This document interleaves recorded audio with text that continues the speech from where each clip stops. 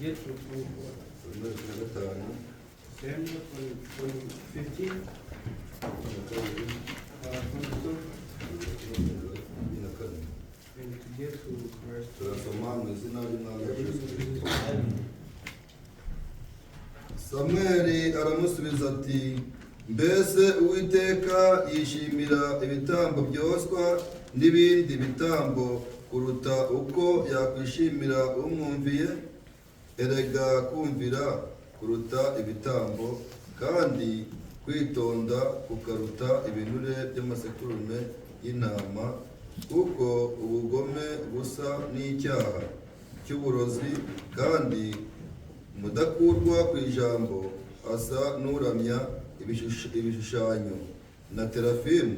Ubwo wanze ijambo ry'Uwiteka, nawe yanze kuba ku ngoma.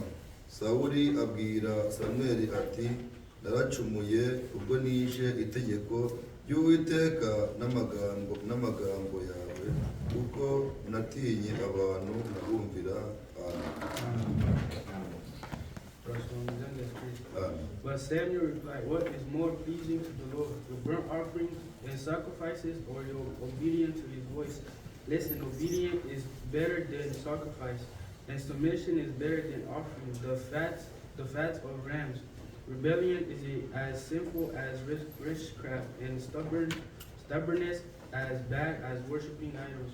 So because you have rejected the command of the Lord, he has rejected you as king.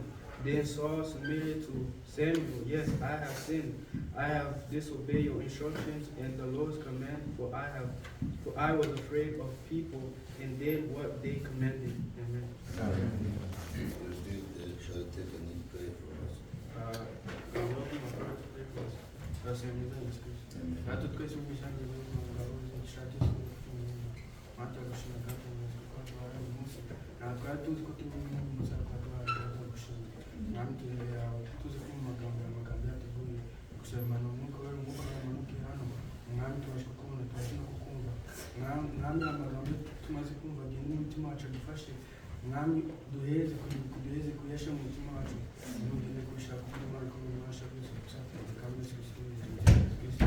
Amen.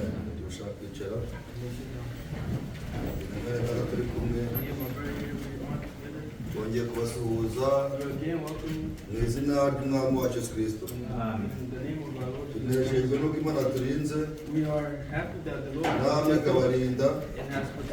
Igitondo cy'uwa mbere iminsi irindwi twongeye kuboneka imbere y'Uwiteka, yihumeka umwuka w'abazima. Iyo Imana yabikoze nyagucyubahiro mu izina rya Yesu Kristo. Twaryamye turasinzira, ariko Uwiteka atubereye maso. Iyo Mana itubera maso uko bwije n'uko bukeye, turayishimiye cyane. Iyo Mana itwitaho, iyo Mana imenya ibikwiriye, iyo Mana imenya ibyo dushaka. Uwo Mwami w'amaso ku bwacu dukora ibikomeye ko turishimye. Reka tuyishime tumukorera icyubahiro.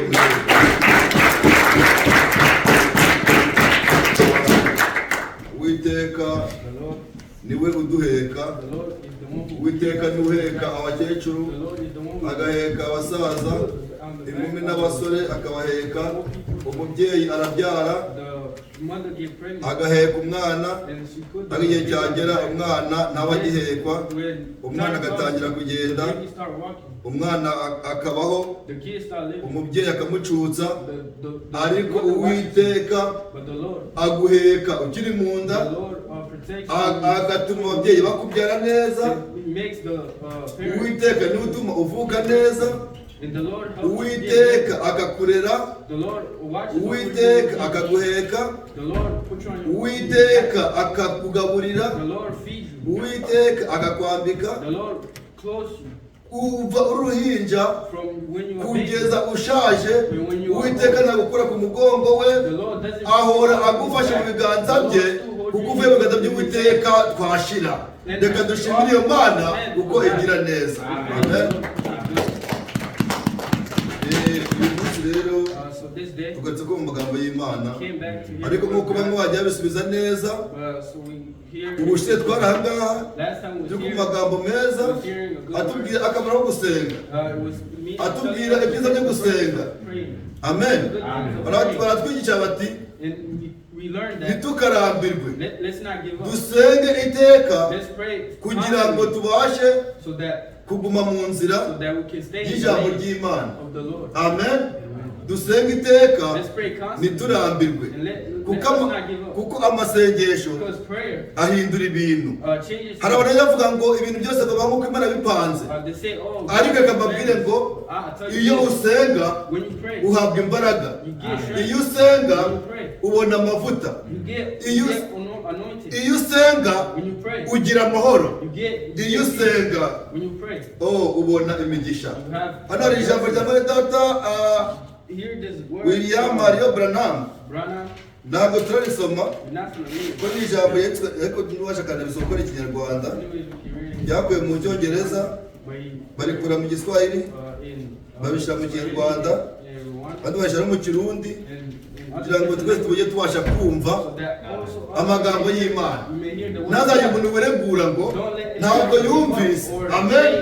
Ntazajye umuntu uzavuga ngo ntabwo yumvishe. Don't let nobody Buno say that ijwi ry'Uwiteka the voice of the riri Lord kuvugwa ku isi hose, is going kuko throughout ubu the turi world. kubivuga Because we're birashoboka ko saying bari kubikurikirana there's people n'abatari hano, even if ejo bazabyumva, and tomorrow ejo bundi babyumve. the next week they Ahubwo hear it. ikibabaje But the problem ni uko mutamubitega amatwi is just you don't listen. ngo babikurikire, bagakurikira bya bindi bidafite umumaro, They follow the things that have no purpose. bya bindi ngo ntibyenda gusetsa, Those things that make bya you laugh, makomedi yose mwirirwa mureba, bwa bundi bw'abantu bambaye ukuntu bameze ukuntu people wearing other stuff ku ma TikTok, ku ma Facebook, ku ma WhatsApp, twa tundi usanga n'ab'isi bitifuza kureba. Those things Nibyo that people in the twirirwamo. world don't even want to Ntabwo watch. tureba ijambo That's ry'Imana, what we always in. ntabwo dushaka kumva ijambo We ry'Imana, don't want to hear the word of ariko God. ijambo ry'Imana But the word of riri God ku isi hose. is everywhere throughout the Amen. Amen. Muzireguza iki? What would y'all claim? Tuzireguza iki? What would we claim on? ko ijambo ry'Imana ryavuzwe? Because the word of God has Umugaragu w'Imana cyangwa umuhanuzi w'Imana Branham, the prophet, the apostle of iri the jambo Lord said- yise ngo the Lord, he said, ijambo ryavuzwe, the voice he said is ijambo ryavuzwe the word that he said niyo mbuto y'inkomoko. is the blessing of Ubushize twumvise ijambo ry'Imana yesterday we heard ngo ibiriho byose all the things that ngo bifite inkomoko, he have somewhere ibyo that mubona, the things that ibyo you see, mwumva the things that bifite you aho biva, he can't ntabwo ari where that ubu, it comes from. bifite inkomoko. He has a Umugaragu beginning. w'Imana uravuga ati The brother ijambo said, ryavuzwe the word that has been niyo spoken, mbuto y'inkomoko. that's the fruit Burya of bino the tuvuga, beginning. reka mbabwire n'abantu bakiri The batoya, things we say, bino they will tell you tuvuga something. dufite aho tubikura. We have some, the things Amen. that we say, we have some Ibi beginning. tuvuga dufite aho The twabyumvishe. things we say is that we heard it before. Mwene data nabasomere iri jambo ryanditse hano riri mu cyongereza. Does God ever change his mind about his word? Bari kubabaza. It's a question. Ngo mbega birashoboka Does God ko Imana ever yahindura umugambi cyangwa icyumviro cyayo does God ever change? bijyanye n'ijambo twumvise? Does God ever change his word? Ni ukuvuga ngo iyo usenga So he's saying that when you ibintu pray, birahinduka. things Amen. change. Murabyumva neza? Iyo usenga When you pray, niyo mpamvu ujya wumva ngo umuntu ariho neza that's when you hear that a person kuko lives well yabisengeye because he has prayed akabiharanira. and have all changed. Amen. Burya n'umuntu aravuga ati uko uzaba, When somebody says icyo uzaba, ntabwo ugitegereza muri future, you're not going to wait into the future. ahubwo present right now, ni ukuvuga ubu ngubu.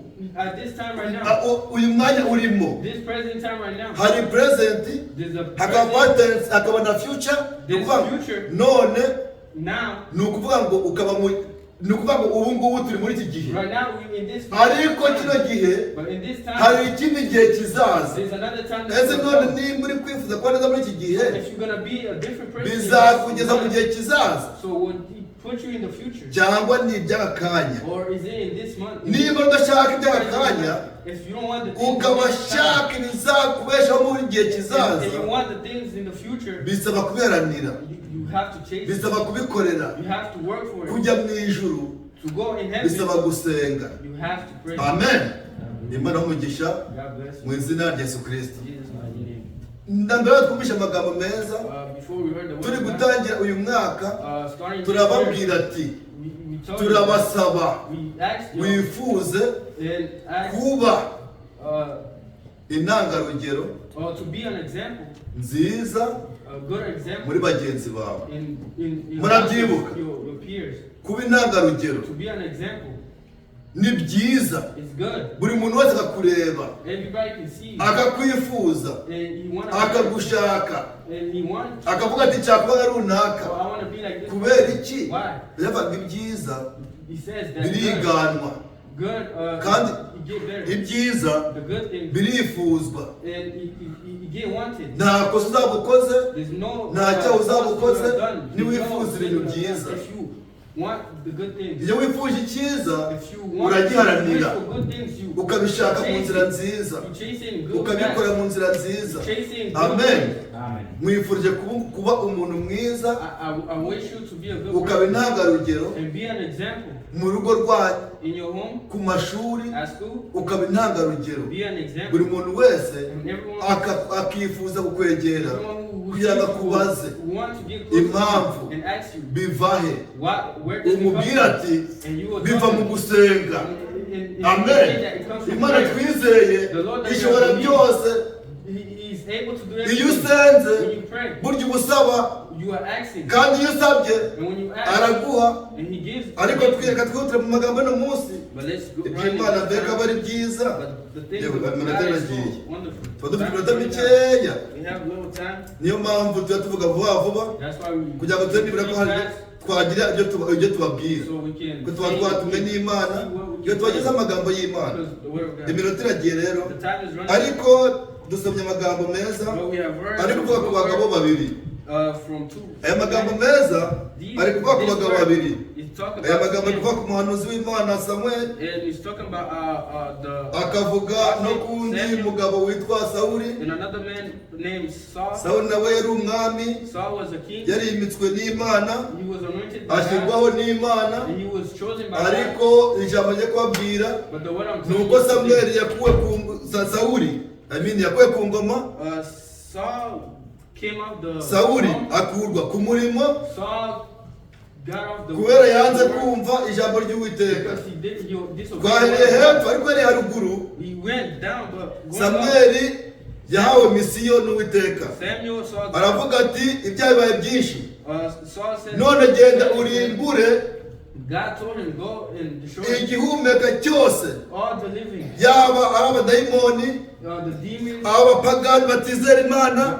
Ibyaha byabaye byinshi cyane, the sinners. ugenda ukureho, Go take off. utitaye ko hari ufite ubwiza, Don't utitaye ko ari kose, Don't care how they ari abantu n'amatungo yabo, don't care about their byose ukureho. take away everything. Ariko ikintu kibabaje none, But the things that ikintu matter kitwishe now, none, the things that ni uko tuyakwihana, ukihana kwiba, ukibagirwa kurwana. you go and you forget to Waribye urarwana, you stole. Mana mbabarire ko narwanye, God forgive me because ariko unaniwe gusaba imbabazi yuko wibye. but you didn't forgive Abantu me. benshi iki cyo basubiza inyuma, Because you lied. ni uko hari ibyo bari kurimbura, These things that hakaba hari n'ibyo bari gusigaza inyuma. these things that they are Urabyumva neza? Amen. Sawuli yatumye yahawe misiyo, So he went in the aragenda agafata Agagi umukuru w'abadayimoni, and he came and he took bafataga intama nziza, bafata inka nziza, ibyo barabizana and they brought it.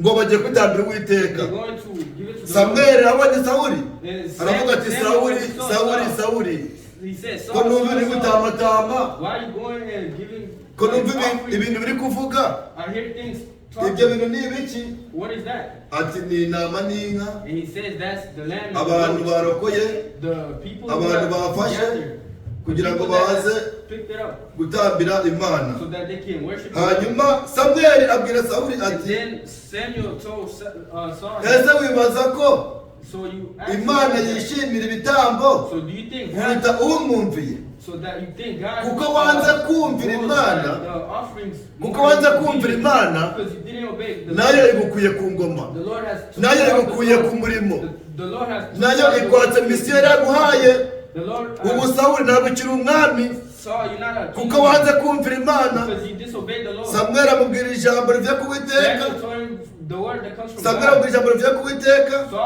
Niyo mpamvu nababwira amagambo y'Imana, ijambo ry'Imana mbabwira uno munsi cyangwa umutwe w'amagambo twaba uno munsi ni ijambo rivuga riti burya kumvira kuruta ibitambo.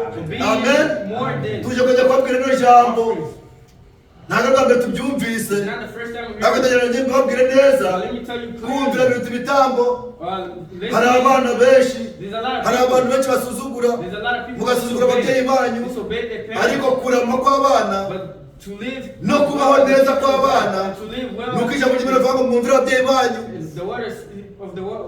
Amen. Niba ushaka kurama, ndabaza tugusinzira ntabwo yaryamye. Niba ushaka kurama ukaba ushaka kubaho neza, umvira ababyeyi, wumvira Imana. Umwe azavuga ati njye numvira pasitoro, ariko umugisha no kurama kw'abana uri mu kumvira ababyeyi babo. Mwirinde ntimutume ababyeyi banyu bicuza impamvu muriho. Amen. Ntukemere ko byakubwira nabi ku mpamvu zawe. Wumvira umubyeyi, wumvira Imana, uzabasha kubaho neza kandi urame, ubone uburame nk'uko Uwiteka Imana ibivuga. Kugira ngo urame mu gihugu cy'Uwiteka guha, nuko uzabasha kumvira Imana. Reka dusoreze kuri ijambo riri mu gitabo cy'Abaheburayo, kandi turashoje, iminota yagiye. Abaheburayo, dusoreze kuri iri jambo. Tubona amagambo meza avuga ati kumvira biruta ibitambo. Ubu kuba twaje gusenga, twaje gutamba, kuririmba ni ugutamba. Ariko ijambo ry'Imana avuga ngo Imana ntabwo yishimira ibitambo kuruta umwumviye. Burya biriya byose wakora ni gutamba, watura amaturo, watanga ibya cumi, waza gusenga, ariko udafite kumvira, byose ni zero, byose bipfuye ubusa. Kumvira ni ikintu cy'ingenzi ku muntu uwo ari we wese wateranye uno munsi. Amen. Ku muntu uwo ari we wese utwumva n'uzatwumva. Kumvira biruta ibitambo. Amen.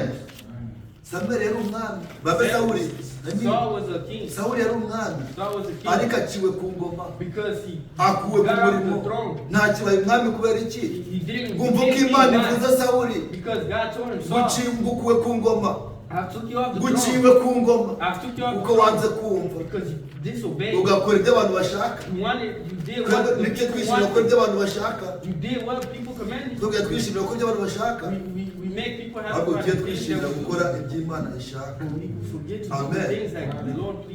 Abaheburayo 12, Abaheburayo 12,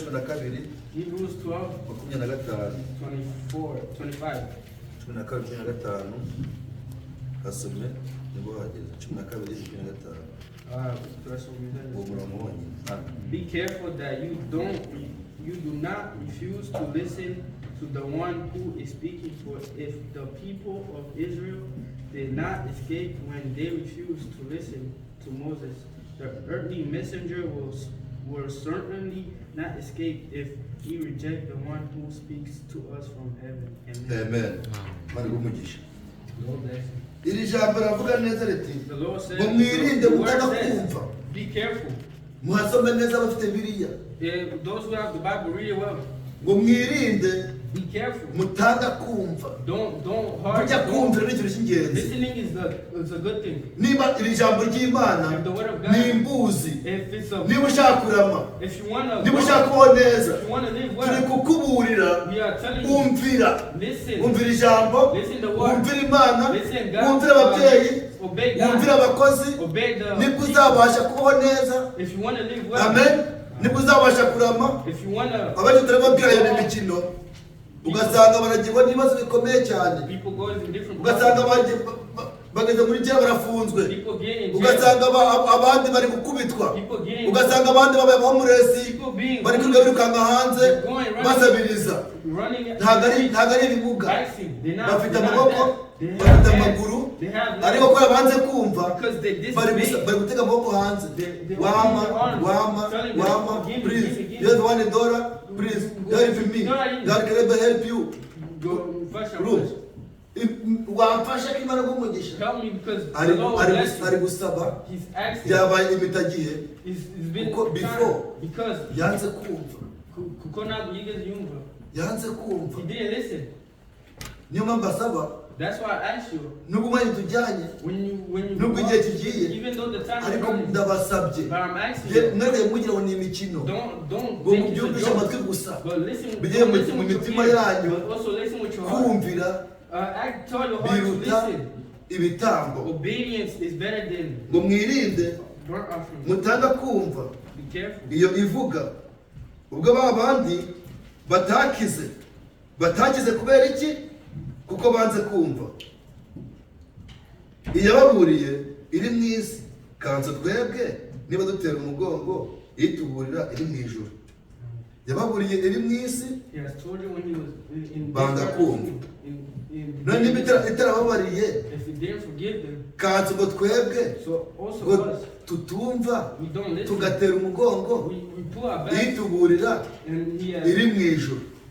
Abantu benshi bafite amatwi ariko ntibumva. Bafite amaso ntibabona. Basabiye amaso abona. Mufite amaso abona mukareba ibintu rero mu isi ntakumva isi muyihaza. Mufite amatwi yumva mukabasha kumva ibiriho ntakumva. Mufite amatsiko n'urukumbuzi rwo kujya mu ijuru. Imana ibamugisha kandi bakomeze mu izina rya Yesu Kristo. Twaganiraga amagambo avuga ati kumvira biruta ibitambo. Imana ibakomeze kandi bakumva neza aya magambo mu izina rya Yesu Kristo.